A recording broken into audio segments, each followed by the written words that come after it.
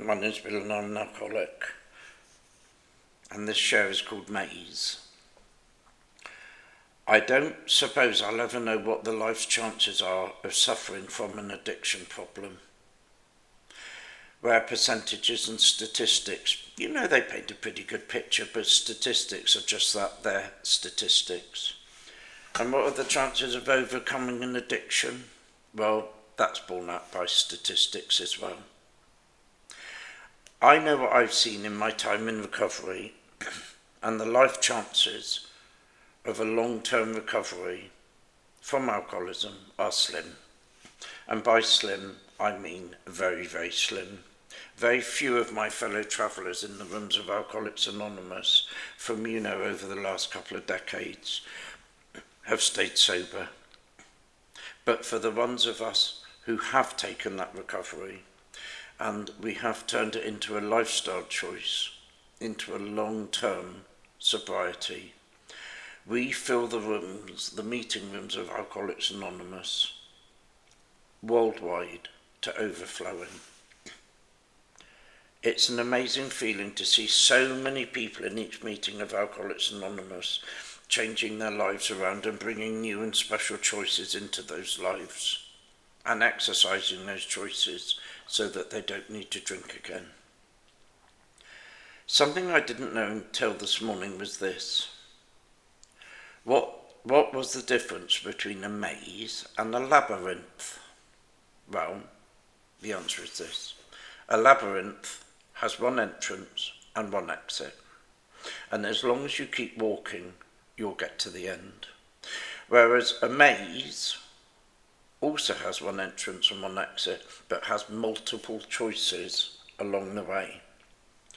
So if you're thinking you might need to go to AA, and you have some kind of a misconception that I just worked the 12-step recovery program and everything will be okay, well, my advice to you is think again. Recovery takes you through a maze where relationships and feelings and emotions and expectations and circumstances can all take you off down the wrong road as you're trying to recover.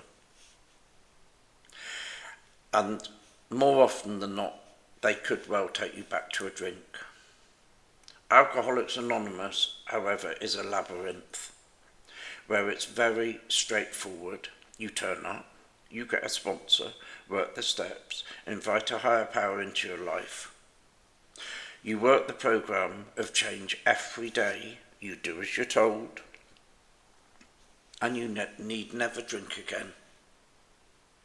But unfortunately, Alcoholics Anonymous is practiced by unmanageable, weak, powerless alcoholics that don't like being told what to do. Their main problem is selfishness, and yet they're in a program where they're instructed how to live.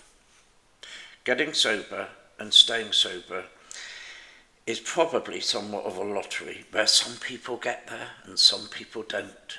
Some people who want it more than anything in the world don't get it, and some people who sit at the back of the rooms and don't do much and don't seem to engage, they're sober 20, 30 years later. There's no real reason why some people get it and some people don't. And there's also no real correlation as to why recovery falls on one person and not on another.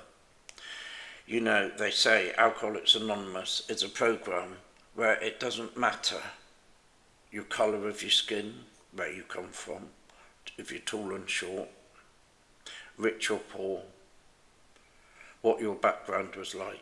Some people get sprinkled with a little bit of sobriety stardust, and do you know what? Some people don't. So if you think getting sober is straightforward, unfortunately it's far from that. Addiction and alcoholism has an amazing pull towards the negative and the destructive.